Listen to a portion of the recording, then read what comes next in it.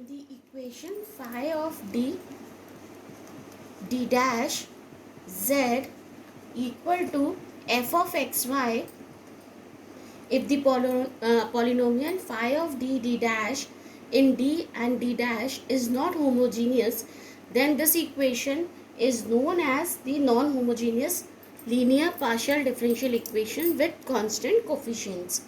Okay, and its complete solution is also given by z equal to CF plus PI. Now we will do the procedures of finding CF and PI. First of all, we concentrate on the CF. For finding out the CF, we have three methods. Number one is when the equation is in the form d minus m1 d dash minus a1 d minus m2 d dash minus a2 z equal to 0, then we can write the CF as CF is equals to e to the power a1x f1 y plus m1x plus e to the power a2x f2 y plus m2x. ठीक है. अब ये तो तब था जब when you have the negative sign here. Suppose अगर यहाँ प्लस हो जाएगा तो यहाँ नेगेटिव हो जाएगा. ठीक है. और अगर यहाँ प्लस हो जाएगा तो यहाँ नेगेटिव हो जाएगा. वो वाइज एंड वर्सा होगा जैसा भी आप लोगों का साइन का फर्क रहेगा. तो आप लोग साइन का बहुत ध्यान देके उसके बाद ही आप लोगों को कैसे लिखना है CF. साइन का पूरा ध्यान रखिएगा आप लोग. ठीक है. तो ये तो था आपका पार्ट 1. नंबर 2 है when the equation is in the form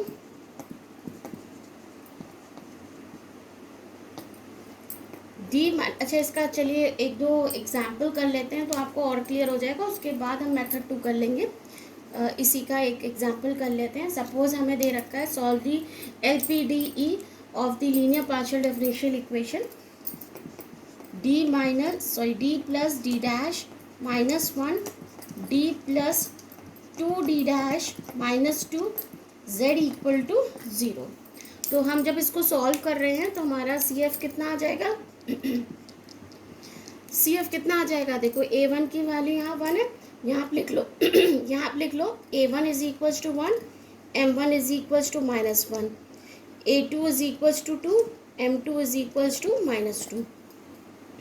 तो आपका CF आ जाएगा e to the power x है ना, f1 y minus x plus e to the power 2x f2 y minus 2x. ये हो जाएगा आपका CF. ठीक है. क्योंकि PI आपका 0 है. क्यों PI 0 है? क्योंकि यहाँ पे राइट हैंड साइड 0 है. राइट हैंड साइड पे PI डिपेंड करता है.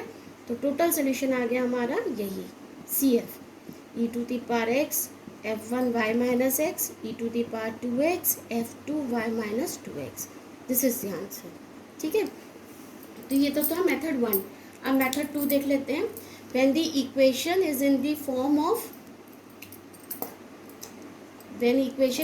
form of d minus m d dash minus a का whole square z equal to 0. मतलब एक ही वैल्यू आपकी बार बार रिपीट हो रही है. उस केस में आपका CF हो जाता है e to the power ax f1 y plus mx plus x e to the power ax f2 y plus mx. ये किस केस में हो जाता है? जब आपके क्या है इक्वेशन, मतलब आपके वैल्यूज जो हैं बराबर है, मतलब एक ही ब्रैकेट को आप बार बार यूज़ कर रहे हैं. तो चलिए इसका एक एग्जाम्पल कर लेते हैं. सपोज हमें दे रखा हो solve r plus 2s plus t plus 2p plus 2q plus z equal to 0. तो हम इसको अपने उसके फॉर्म में लिख लें. r का मतलब क्या दे रखा है? d स्क्वायर प्लस 2s दे रखा है यानी d into D dash. d मतलब d डैश का होल स्क्वायर प्लस 2p यानी 2d प्लस 2q यानी 2 D dash plus 1 z equal to 0। ठीक है, ये आपको दे रखा है। अब आप इसको सॉल्व कर लीजिए। तो आपको क्या मिलेगा, देखो जब आप इसको सॉल्व करोगे तो ये मिल गया हमें, ये तो आ गया डी प्लस डी डैश का होल स्क्वायर, कौन सा ये, ठीक है। यहाँ हमने 2 कॉमन ले लिया तो ये आ जाएगा D plus D dash plus 1 z equal to 0। तो आप इसको आप कैसे लिख सकते हो, डी प्लस डी डैश का होल स्क्वायर है, ठीक है। तो देखो ये डी प्लस डी डैश का होल स्क्वायर पूरा दे रखा है प्लस 1, है ना। तो हम इसको क्या लिख सकते हैं, D plus D dash plus 1 का whole square z equal to 0। देखो ये ए स्क्वायर हो गया, ये ए है, प्लस 2ab हो गया, और ये प्लस बी स्क्वायर हो गया, ये बी है, ठीक है। तो आपको वही सेम ब्रैकेट आ गया। तो हम सी एफ क्या लिख सकते हैं, यहाँ पर पहले मैं बता दूँ ए की वैल्यू कितनी है -1, और एम की वैल्यू कितनी है अगेन -1। तो आपका सी एफ आ गया e to the power minus X f1 y minus X plus e to the power plus x e to the power again minus X f2 y minus X. Since P I is equals to 0 है, क्योंकि आपका right hand side equal to 0 है, तो यही आके आपका z equal to, this will be the answer for z equal to, ठीक है। ये इसका आंसर हो गया। When f of d dash cannot be factorised into linear factors, मतलब हम उसको ब्रेक नहीं कर सकते इस फॉर्म में d minus m1 d dash minus a1 के फॉर्म में। जब आप इसको ऐसे ब्रेक नहीं कर पाते हो तब हमारा एक दूसरे तरीके का मेथड होता है। हम इसमें क्या करते हैं, ट्रायल मेथड यूज़ करते हैं। सबसे पहले हम कहते हैं लेट दी, सपोज हमने एक इक्वेशन लिख ली d minus D dash square z equal to 0, this is your equation number 1। फिर हम लिख लेते हैं let the trial solution of 1b z equal to a e to the power hx plus ky, ठीक है, where h k and a are constants, ठीक है। तो अब हमें किसकी वैल्यू निकालनी है, ये जो वैल्यू दे रखी है एक d की निकालनी है, एक d डैश स्क्वायर की निकालनी है, इन दोनों की वैल्यू निकालनी है। तो हमने सबसे पहले निकाला d of z, D of Z मतलब हमें इसको डिफ्रेंशिएट करना है विद रिस्पेक्ट टू एक्स। तो विद रिस्पेक्ट टू आप एक्स करोगे तो आपके पास ये आ गई e to the power H x plus के वाई। अब मुझे डी डैश स्क्वायर जेड निकालना है। सबसे पहले मैंने डी डैश जेड निकाला तो इसकी वैल्यू ये आ गई एक्स प्लस के वाई। फिर डी डैश स्क्वायर जेड निकाला तो ए के square E to the power H x plus के वाई आ गई। अब ये इसकी और इसकी वैल्यू आपने किस में रख दी, अपने गिवन इक्वेशन में। तो आपकी वैल्यू आ गई a h e to the power H x plus के वाई माइनस ए के square E to the power H x plus के वाई इक्वल टू 0। तो आप क्या कॉमन ले सकते हो उसमें, a e to the power H x plus के वाई आपने कॉमन लिया तो आपका आ गया h minus k square equal to 0। तो ये तो 0 हो नहीं सकता, ये 0 हो जाएगा। तो यहाँ से हमें क्या मिल गया, h is equals to K square, ठीक है।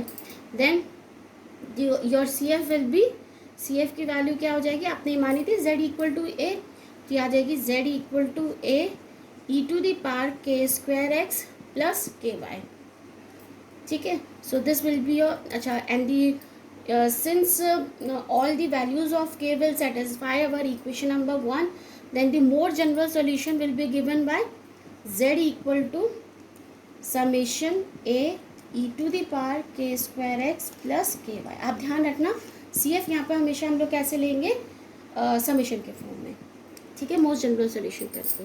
तो एक मेथड ये है, इस पर बेस्ड मैं आप लोगों को एक न्यूमेरिकल करवा देती हूँ। ये मेथड कम आता है लेकिन फिर भी आप लोगों को पता होना चाहिए कि हम सॉल्व कैसे कर सकते हैं।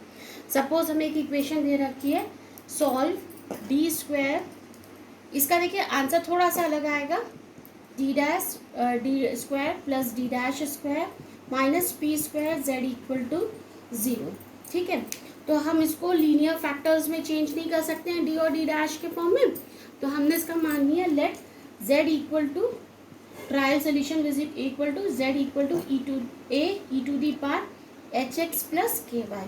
तो हमें किसकी वैल्यू निकालनी है, इसकी और इसकी, है ना। तो डी स्क्वायर जेड अब आप अपने आप ही पता कर सकते हो, डी स्क्वायर है तो यानी 2 बार एच आएगा, तो इसकी वैल्यू आ जाएगी A H square E to the power H x plus के वाई, और डी डैश स्क्वायर जेड आ जाएगा आपका ए के square E to the power H x plus के वाई। ठीक है, अब आप इन सारी वैल्यूज रख दीजिए, डी स्क्वायर जेड की, डी डैश स्क्वायर जेड की, पी स्क्वायर जेड की। डी स्क्वायर जेड की आप जब रखोगे तो यह वैल्यू आ गई a H square E to the power H x plus के y. D dash square Z की रखेंगे तो हमारे पास आ गई ए के square E to the power H x plus के y, minus P square Z की रखेंगे तो पी स्क्वायर तो ऐसी रहा, जेड की वैल्यू आ गई a e to the power H x plus के वाई इक्वल टू 0। तो आप इसमें क्या ले सकते हैं common, a e to the power H x plus के वाई। जब आपने ये रखा तो आपका आ गया h square plus k square minus P square equal to 0। तो यहाँ से हमें मिल गया h square plus k square minus P square equal to 0। ये इक्वेशन हमें यहाँ से मिल गई। ठीक है, तो इसका जो सी एफ का आंसर रहेगा या जब मोस्ट जनरल सोल्यूशन होगा वो क्या आ जाएगा, Z equal to summation a e to the power H x plus के y where h square plus k square minus P square equal to 0। Since हम ये वाली इक्वेशन को अपने इस वाले पुट में नहीं कर सकते, इस वाले इसमें नहीं पुट कर सकते, किसमें, इसमें नहीं, इसमें नहीं पुट कर सकते, तो हम लोग क्या लिख देंगे, मोस्ट जनरल सोल्यूशन में हम वही समेशन लगा देंगे, लेकिन आगे लगा देंगे कि ये कंडीशन यहाँ पर इस वाले सोल्यूशन में फुलफिल होगी या अप्लाई होगी। Now we find the solutions for finding the P I, है ना। तो पी आई का आपका जो फॉर्मूला होता है, अगर आपको इक्वेशन दे रखी हो phi D of D dash Z equal to F of X Y, तो आपका पी आई जो होता है that will be equal to 1 phi of D D dash applied to F of X Y. तो इस एफ ऑफ एक्स वाई पे हमारा depend करता है पी आई।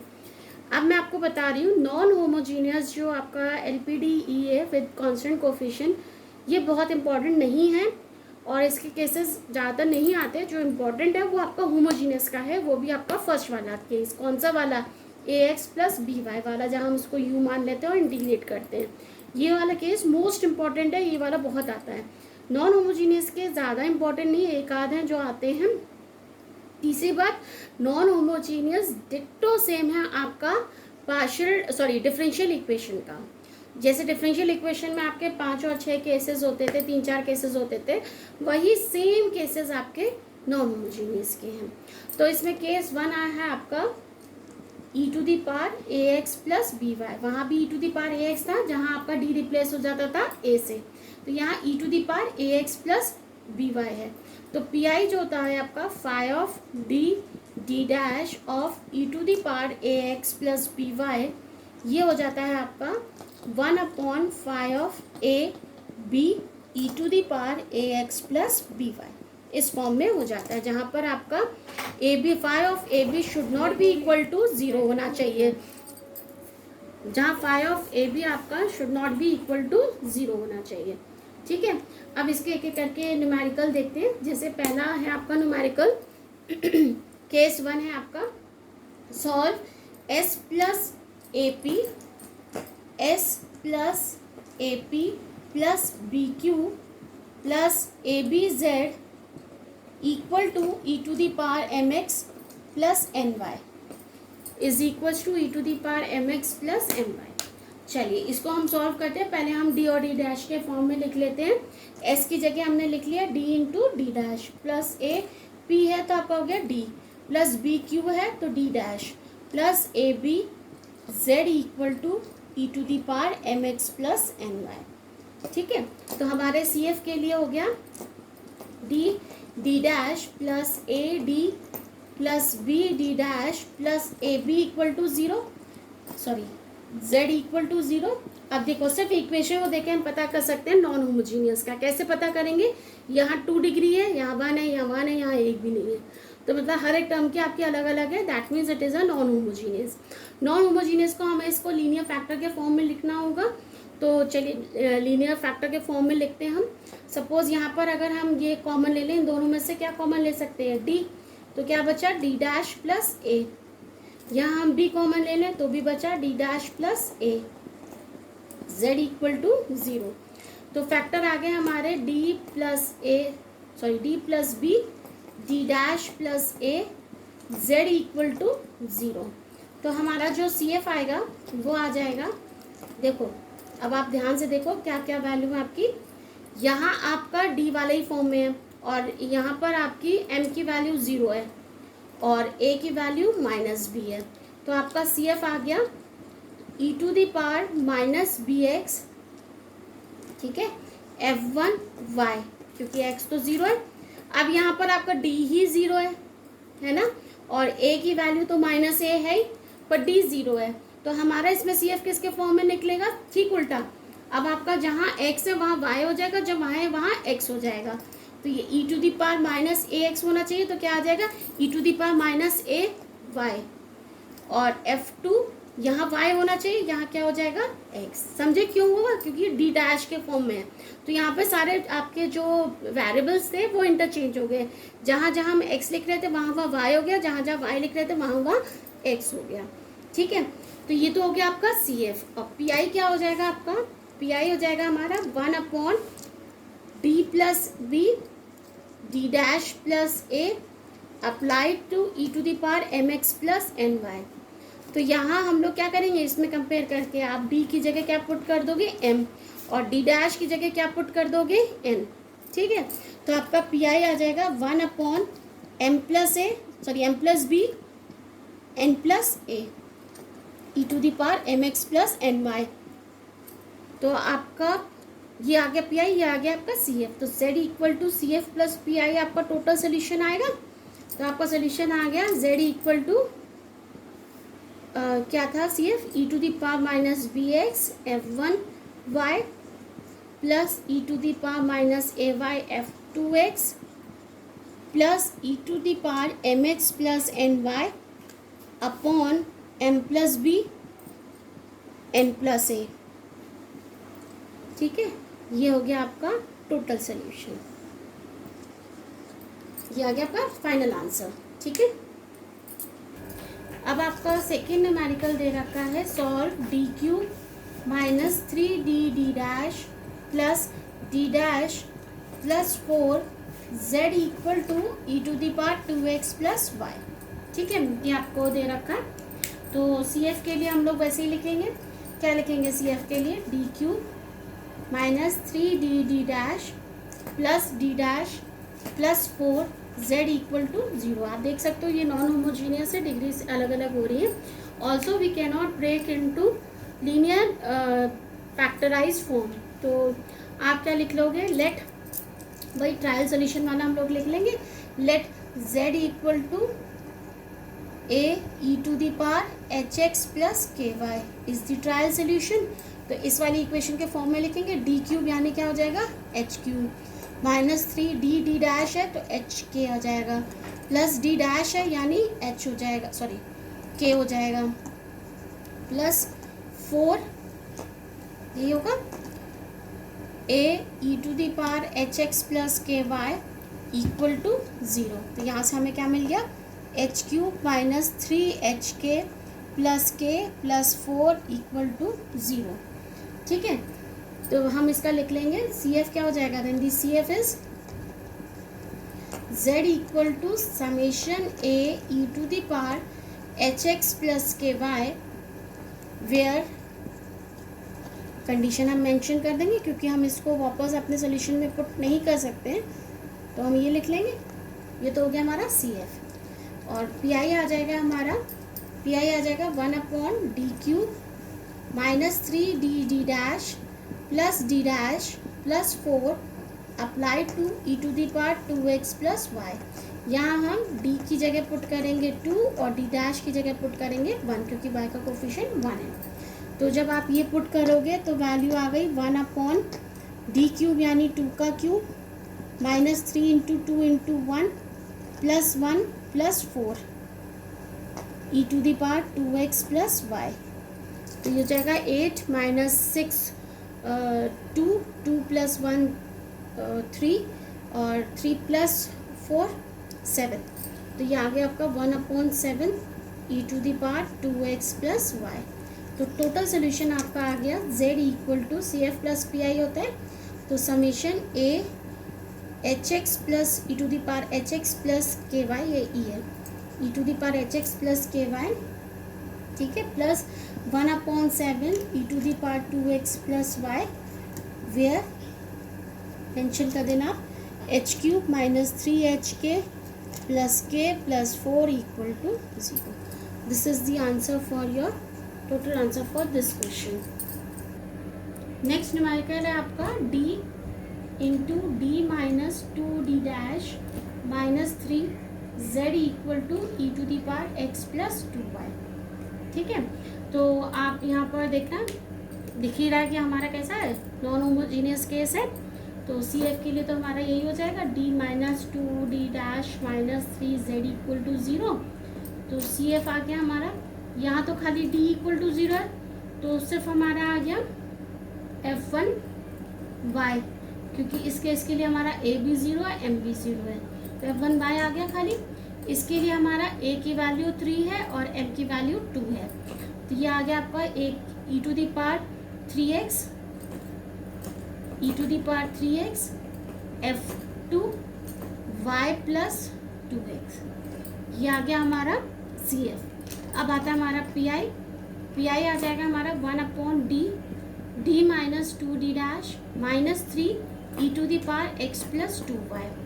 तो यहाँ हम d की जगह 1 पुट करेंगे, d डैश की जगह 2, तो ये वैल्यू आ गई 1 upon 1 minus 4 minus 3 e to the power x plus 2y।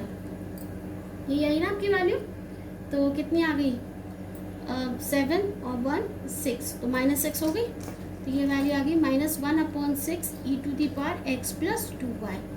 तो टोटल सोल्यूशन हमारा होता है z equal to C F plus P I, तो ये आ गया C F z equal to f1y plus e to the power 3x f2 y plus 2x minus 1/6 e to the power x plus 2y।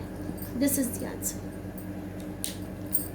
Case 2 है आपका P I का, case 2 when f of xy is equals to sin ax plus by और cos ax plus by। ये भी बिल्कुल वैसा ही है जैसा आपका डिफरेंशियल इक्वेशन में था कि आपका डी स्क्वायर रिप्लेस हो जाता था माइनस ऑफ ए स्क्वायर में। यहाँ भी सेम यही होगा, यहाँ आप डी स्क्वायर को रिप्लेस कर देंगे माइनस ऑफ ए स्क्वायर को, साथ ही में डी डैश स्क्वायर रिप्लेस हो जाएगा माइनस ऑफ बी स्क्वायर में, और d into D dash replace हो जाएगा माइनस ऑफ ए बी में। ये तीन आपको सब्स्टिट्यूशन करने होंगे जब आपके पास साइन ए एक्स प्लस बी वाई या कॉज ए एक्स प्लस बी वाई आएगा। You can not touch d and d dash alone, ठीक है, आपको यही तीन टर्म है वही आपको रिप्लेस करने हैं। चलिए इसका क्वेश्चन हम एक एक करके करते हैं। नंबर 1 है हमारा solve d square minus D dash plus D dash minus 1 z equal to sine x plus 2y। ठीक है, चलिए इसका सोल्यूशन करते हैं। जब हम इसका CF देखेंगे, CF के लिए तो हमारा यही आ जाएगा d square minus D dash plus D dash minus 1 z equal to 0। तो इसको हम लोग सॉल्व करते हैं। इसको सॉल्व करने के लिए क्या होगा, देखो D square minus D dash minus ये है, तो हम इसको लिख लेते हैं डी स्क्वायर माइनस 1 को एक साथ लिख लेते हैं, ठीक है, और इनको इकट्ठा लिख लेते हैं plus D dash z equal to 0। इसको हम लिख लेते हैं d प्लस 1 d माइनस 1, और यहाँ हम d डैश कॉमन ले लेते हैं, तो ये आ जाएगा आपका माइनस d डैश कॉमन ले लीजिए, तो ये आ जाएगा d minus 1 z equal to 0। d minus 1 आप कॉमन ले लो, तो अगले ब्रैकेट में आ गया आपका d minus D dash plus 1 z equal to 0। तो आप CF लिख लो, CF क्या हो जाएगा इसके लिए, यहाँ पर आपका देखो अलग अलग करके बता देती हूँ, ए की वैल्यू आपकी यहाँ पर 1 है, ठीक है, m की वैल्यू 0 है, यहाँ पर आपकी a की वैल्यू -1 है, m की वैल्यू 1 है। तो इसके लिए आ गया हमारा CF आ गया हमारा e⁻x f1y, इसके लिए आ गया e⁻x a की वैल्यू -1 है, e⁻x f2y + x, ये आ गया हमारा CF इसके लिए। अब करते हैं हम लोग PI आ जाएगा हमारा 1/d² -d' d' -1 अप्लाइड हो गया sin x + 2y में। तो यहाँ पर हम d² की जगह -1 रखेंगे, d' की जगह -4 और d × d' की जगह -2। देखिए a और b की वैल्यू कितनी, a की 1 है, b की 2 है, ठीक है। तो वही रिप्लेस करेंगे। तो d² की जगह हमने लिख दिया -1, d d' की जगह -2, -1 +2 plus d' -1 sin x + 2y, ठीक है।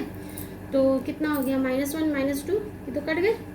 तो d' ऑफ है ना, क्या वैल्यू आ गई, 1/d' of sin x + 2y। 1/d' है, मतलब इसका हमें इंटीग्रेशन करना है। ये सिंपली क्या हो गया, integration of sin x + 2y with respect to y, क्योंकि d' है नीचे, इंटीग्रेट कर दीजिए। साइन का होता है -cos x + 2y, with respect to y कर रहे हैं तो /2 भी आएगा क्योंकि 2y है। और टोटल सोल्यूशन होता है आपका z = CF + PI होता है। तो e⁻x f1y + e⁻x f2y + x - cos x + 2y / 2। This is your final answer. Next question है आपका, solve d - d' -1 d - d' -2 z = sin 2x + 3y, ठीक है। तो सबसे पहले हम CF के लिए लिख लेंगे। CF के लिए हमारा ये हो जाएगा d - d' -1 d - d' -2 z = 0। तो CF हो गया हमारा। मैं अभी फिर से आपको इसको इंडिविजुअली बता देती हूँ। सबसे पहले तो मैं देख के समझ में आ रहा है ये कैसा है, नॉन होमोजीनियस है, क्योंकि यहाँ पे कोई भी डिग्री नहीं है, without any degree constant term आ रहा है। यहाँ a की वैल्यू 1 है, m की वैल्यू भी 1 है, यहाँ a की वैल्यू 2 है और m की वैल्यू 1 है। तो CF हो गया आपका e⁻x f1y + x, और ये आ गया e⁻2x f2y + x, ठीक है। थोड़ा सा PI इसका लेंथी है, इसलिए मैंने थोड़ा सा अलग से लिखवाया है। ये हो जाएगा 1/d - d' -1 d - d' -2 sin of 2x + 3y, ठीक है। आप इसका मल्टीप्लाई करिएगा ब्रैकेट का, आप मल्टीप्लाई करोगे तो इसकी वैल्यू आ जाएगी d² - 2d d' + d' - 3d + 3d' + 2, इन दोनों ब्रैकेट का मल्टीप्लाई करोगे तो ये वैल्यू आएगी। अप्लाइड हो गया sin 2x + 3y में। अब इसके लिए हमारा d² रिप्लेस होगा -4 से, d' रिप्लेस होगा -9 से, और d × d' रिप्लेस होगा -6 से, ठीक है। चलिए ये वैल्यू पुट कर देते हैं।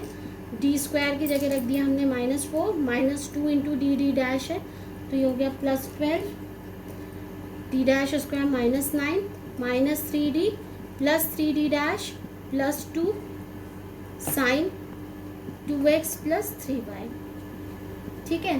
तो इसको जब हमने सॉल्व किया तो ये आ गया, देखिए ये तो +12 है, +12 24, और ये आ गया 13। ये वैल्यू आ गई आपकी 1/, कितनी आ गई वैल्यू, +2 और -9 और +12 और -4, ये तो हो गया 13, और वो आ गया आपका 14। तो 1 बचा है ना, 14 और ये 13, तो 1 बचा, 1 भी बचा आपका पॉजिटिव का। तो ये आ गई -3d + 3d' + 1 sin of 2x + 3y। अब हम कुछ नहीं कर सकते क्योंकि हमारा ये बचा ना, हम डी को टच करते हैं ना डी डैश को टच कर सकते हैं, पर अब हम क्या करेंगे, इसके कंजुगेट का ऊपर नीचे हम मल्टीप्लाई कर देंगे। तो सबसे पहले तो हम डी को पॉजिटिव कर लें, तो हमने माइनस बाहर निकाल लिया, ये माइनस का हो गया, ये माइनस का हो गया, ठीक है, ये दोनों माइनस के हो गए आपके। अब आप क्या करो, इसके कंजुगेट का ऊपर नीचे मल्टीप्लाई कर दो, तो कंजुगेट क्या हो जाएगा, 3d माइनस 3d डैश, ये -1 है, ये +1 हो गया। सेम हमने ये ऊपर भी मल्टीप्लाई कर दिया, 3d माइनस 3d डैश +1 का ऊपर नीचे हमने मल्टीप्लाई कर दिया। क्यों किया, a² माइनस b² के फॉर्म में लिखने के लिए, तभी हम सब्स्टिट्यूट कर देंगे जैसे हम लोग डिफरेंशियल इक्वेशन के केस में करते थे, ठीक है। तो ये तो वैल्यू यही होगी, 3d minus 3d dash +1 upon ये हो जाएगा आपका a² माइनस b², यानी 3d माइनस 3d डैश का होल स्क्वायर -1, ठीक है। और ये आ गया साइन 2x प्लस 3y, 1 का स्क्वायर 1 ही होगा इसलिए 1 लिख दिया है।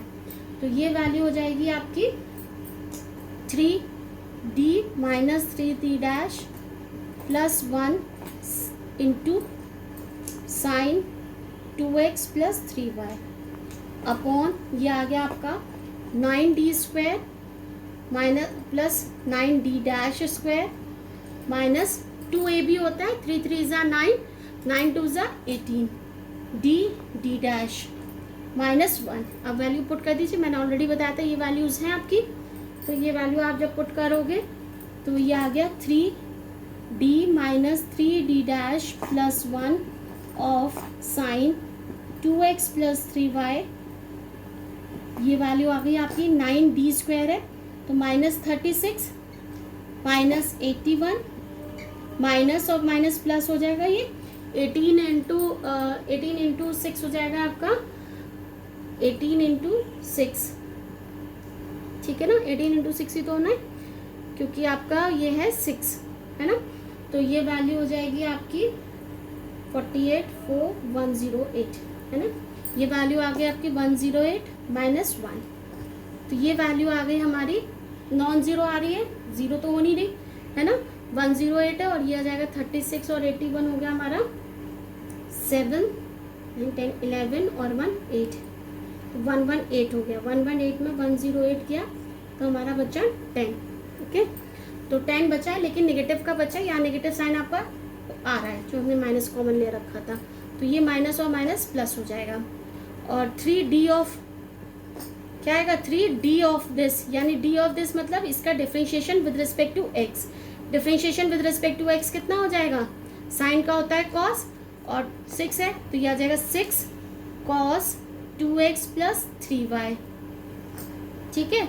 -3d dash of d dash मतलब y से, तो ये हो जाएगा -9 cos of 2x plus 3y plus 1 से मल्टीप्लाई होगा तो ये आपका साइन 2x प्लस 3y ही रहेगा, अपॉन 10 बच रहा है नीचे, माइनस माइनस प्लस हो गया, ठीक है। तो आप इसको सॉल्व कर लो cos के टर्म, तो +6 है -9 -3 हो गया, तो हम इसको लिख सकते हैं sine of 2x plus 3y -3 cos 2x plus 3y upon 10।